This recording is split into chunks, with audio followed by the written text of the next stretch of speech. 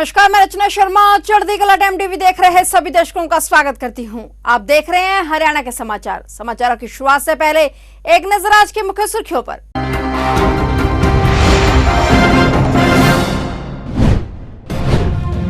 CM Manohar Lal ने सर्वोच्च न्यायालय का जताया आभार। एसवाईएल विवाद पर सुप्रीम कोर्ट में हुई थी सुनवाई। कोर्ट के रुख पर मुख्यमंत्री मनोहर लाल ने दी प्रतिक्रिया। जीएसटी संग्रह के मामले में हरियाणा देश के शीर्ष 5 राज्यों में शामिल। पिछले 6 महीनों में टैक्स में हुई वृद्धि। राज्य सरकार के प्रयासों से प्रदेश के राजस्व में वृद्धि हुई दर्ज। भिवानी में पटाखा फैक्ट्री में ब्लास्ट, 2 बच्चों को हुई दर्दनाक मौत। बम स्क्वाड टीम ने घटनास्थल का लिया जायजा।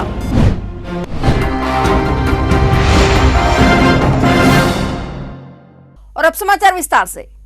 बीते लंबे समय से हरियाणा और पंजाब के बीच सतलुज यमुना लिंक नहर को लेकर विवाद चल रहा था। इस बीच मामला सुप्रीम कोर्ट पहुंचा, जहां कोर्ट ने पंजाब सरकार को कड़ी फटकार लगाई। सुप्रीम कोर्ट ने पंजाब सरकार को कहा कि वे इस मुद्दे पर राजनीति न करे। पंजाब सरकार कानून से ऊपर नहीं है, सुप्रीम कोर्ट को सख्त आदेश देने के लिए मजबूर न करें। कोर्ट के कड़े रुख और पंजाब सरकार को फटकार के बाद हरियाणा के मुख्यमंत्री मनोहर लाल ने इस मुद्दे पर अपनी प्रतिक्रिया दी है। मुख्यमंत्री ने कोर्ट का आभार जताते हुए सर्वोच्च न्यायालय का धन्यवाद व्यक्त किया। सीएम ने कहा कि एसवाईएल हरियाणा की जीवन रेखा और हरियाणा वासियों का हक है और मुझे आशा है कि पंजाब सरकार माननीय सर्वोच्च न्यायालय के आदेशों पर अविलंब अमल करेगी। इस दौरान सीएम ने केंद्र सरकार से आग्रह किया कि एसवाईएल के सर्वे का कार्य बिना देरी के पूर्ण करवाकर हरियाणा को वर्षों से लंबित हक दिलाने का काम करे। बता दें कि इस मामले की अगली सुनवाई अब जनवरी 2024 में होगी।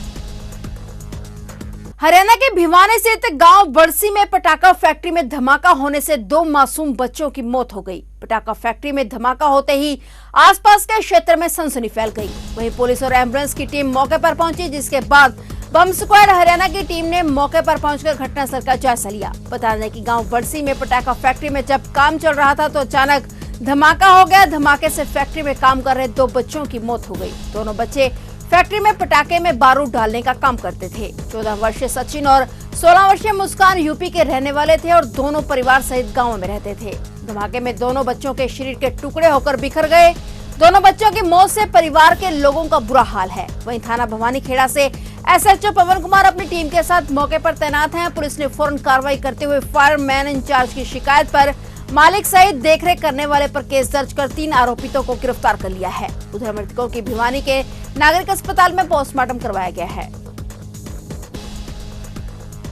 हरियाणा के मुख्यमंत्री मनोहर लाल के कुशल नेतृत्व और राज्य सरकार के प्रयासों से प्रदेश के राजस्व में लगातार वृद्धि दर्ज की जा रही है। जीएसटी संग्रह के मामले में हरियाणा देश के शीर्ष 5 राज्यों में शामिल हो गया है। इस वित्तीय वर्ष के पहले 6 महीनों में राज्य का कुल कर संग्रह पिछले वर्ष की इसी अवधि के दौरान 27 करोड़ 155 लाख रुपए की तुलना में 32,076 करोड़ रुपए हो गया है, जो 18.3% की वृद्धि दर्शाता है। जीएसटी कलेक्शन में हुई यह वृद्धि प्रदेश की आर्थिक प्रगति की तो दर्शाती ही है, साथ ही यह राज्य के विकास के लिए एक सकारात्मक संकेत भी है। वहीं इससे यह भी साबित होता है कि देश में एक देश एक कर की अवधारणा पर लागू जीएसटी प्रणाली बेहद कारगर है। जीएसटी की प्रक्रिया सरल होने से न केवल उद्यमियों को फायदा पहुंचा है, बल्कि सरकार के राजस्व में भी बढ़ोतरी हो रही है।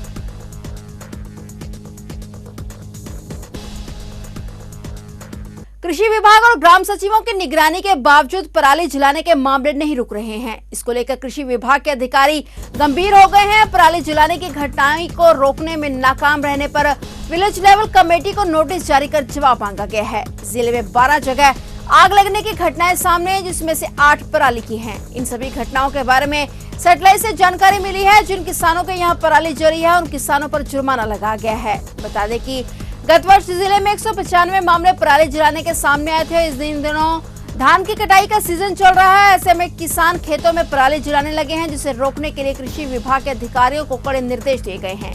वीएलसी का गठन कर पराली जलाने वालों पर निगरानी रखने के आदेश दिए गए हैं।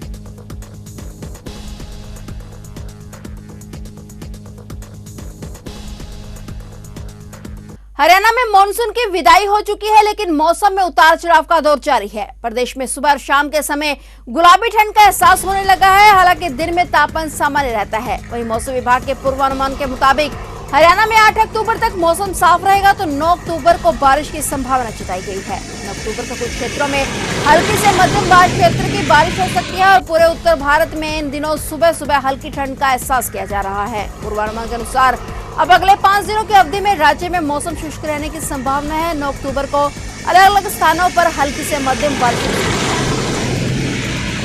महाराष्ट्र में कंबाइन पर गए करनाल के जनेसरो गांव के एक युवक की संदिग्ध परिस्थितियों में मौत हो गई। युवक का शव भोपाल के रेलवे स्टेशन पर प्लेटफॉर्म पर पड़ा मिला।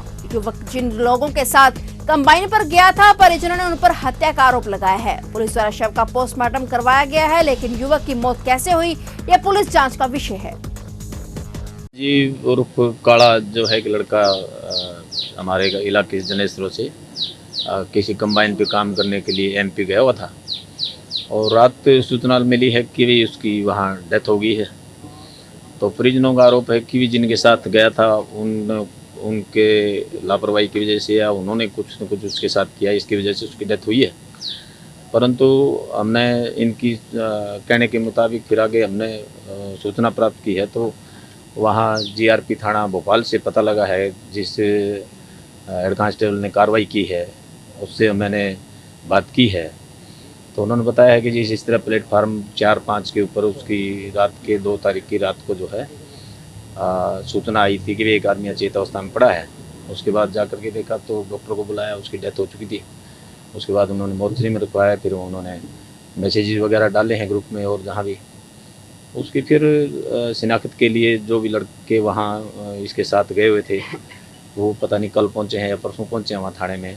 उसके बाद उन्होंने इसकी आगे पोस्टमार्टम की कार्रवाई करवाई है और कल वो वहाँ से डेड बॉडी जिस टाइम भी लेके चले हैं, अभी आज सुबह जो है वो डेड बॉडी लेके यहाँ पहुँचे हैं। और परिजनों को यही चीज़ें वहाँ से जो भी कागजात हमें मिल सकते थे वो जितनी फुटेज जैसी भी उन्होंने हमारे को भेजी है वो हमने वारिसों को अवेलेबल करा दी है। बाकी आगे जो इनके कथन या जो उनकी होगी स्थानीय पुलिस के लेवल पे जो चीज़ होगी स्थानीय पुलिस करेगी। अगर स्थानीय पुलिस की जुडिक्शन नहीं होगी तो भोपाल पुलिस इनके परिजनों के साथ सहयोग करके और भोपाल पुलिस के माध्यम से इनकी कार्रवाई कराई। रायपुर रानीखंड के गांव गड़ी कोटाहा में एक जमीनी मामले को लेकर ग्रामीण इकट्ठे हुए। ग्रामीणों का कहना है कि गांव में जमीन पर कोर्ट केस चल रहा है, जिन्हें उन्हें स्टे मिली हुई है, लेकिन उसके बाद भी जिला प्रशासन की टीम दूसरी पार्टी भारी पुलिस बल के साथ मौके पर पहुंची। इसके बाद ग्रामीणों के द्वारा जमकर नारेबाजी की गई। ग्रामीणों का कहना है कि जमीन का मामला कोर्ट में विचाराधीन है और जमीन पर उन्हें स्टे मिली हुई है।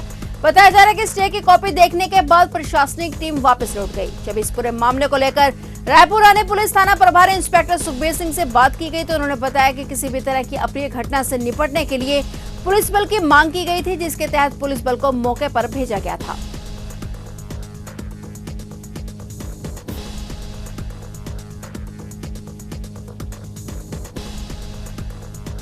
प्रशासन के अधिकारियों से हमारी यही मांग है कि हमें नजायज तंग ना किया जाए। कोर्ट में मैटर चल रहा है, स्टे की कॉपी हमने उनको दे दी। तहसीलदार साहब भी थे, अभिषेक भाई साहब भी थे, उनका वकील भी था और उन्होंने एक बार अपने आप बात ही कर रहे। उनके पास में कोई नोटिस था, कोई दिसंबर 2023 तक स्टे है उस डेट तक। जैसे आपने बताया कि 5 दिसंबर 2000 तक स्टे लगी है, यदि फिर भी कोई प्रशासनिक अधिकारी आपके साथ व्यवहार या कोई उग्र नीति अपनाता है तो उसके विषय में आप क्या करेंगे? आपकी आगे क्या रहेगी? आगे तो ये बात है, देखो प्रेम प्यार से पुलिस वाले भी आए, सभी प्रशासन आया, हमने चाय पानी सबको हाथ जोड़ के कहा ये है, खैर उन्होंने कुछ नहीं कहा। अगर ये है कि आगे बार बार हमें परेशान करते हैं तो फिर एक सीधी बात है, तो हाँ सब हो ही गई। देखो सीधी बात है, लट का जवाब लट है, देख सीधी बात कहते हैं जी। मेन बात खा रहे हैं, बच्चे पढ़ रहे हैं हमारे। हमारा केस कोर्ट में चल रहा है, कोर्ट में केस चल रहा है। कोर्ट ने 5 दिसंबर 2023 की तारीख दी हुई है और ये स्टेट्स को जो है ये डेट टू डेट चलता है, यानी 5 दिसंबर तक कोई भी कार्रवाई नहीं कर सकता है, जमीन पे आके ना निशानदाही कर सकता है, ये स्टेट्स को है। अब 5 दिसंबर से पहले ये लोग आगे डीसी से मिल के आए या नहीं आए, डीसी ने फोर्स भेजी। अब डीसी तो कोर्ट से ऊपर नहीं है ना, कोर्ट के आदेश तो सर्वमान्य है। अगर कोर्ट निशानदेही का आदेश करता है उसको डीसी भी मानेगा, एसपी भी मानेगा, डीएसपी मानेगा, सभी मानेंगे। लेकिन जब कोर्ट के आदेश के बिना ही डीसी भेजा फोर्स को, वो तो गलत है ना। हमारे पास एक पत्र आया था कि फोर्स चाहिए लॉ एंड ऑर्डर के लिए, कोई गढ़ी में कोई जमीन की निशानदेही करवानी थी। नायब तहसीलदार कुलदीप सिंह इसके ड्यूटी मजिस्ट्रेट थे। हमने उनके साथ लॉ एंड ऑर्डर के लिए फोर्स दी थी, जो अपने कानूनी मसला बनाने के लिए फोर्स थी। वो वहाँ अपनी जो भी कार्रवाई हुई है, तहसीलदार साहब को बताया, हमने फोर्स ऐसे वापस आ गई है। आशा वर्कर अपनी मांगों को लेकर पिछले 58 दिन से धरने पर डटी हुई हैं। उन्होंने कह दिया है कि जब तक उनका वेतन नहीं बढ़ाया जाता तब तक धरना ऐसे ही जारी रहेगा। इसके लिए उन्होंने मोदी सरकार और मनोहर सरकार पर जमकर हमला बोला। उन्होंने कन्हैया चौक से लेकर विधायक घनश्याम दास अरोड़ा के निवास स्थान तक रोष मार्च निकाला और विधायक के घर के पास मुख्यमंत्री का पुतला फूका। वहीं पर विधायक घनश्याम दास अरोड़ा ने अपने निवास से निकलकर उनकी समस्याएं जानने की कोशिश की और आश्वासन दिया कि उनकी मांग सरकार के सामने रखी जाएगी।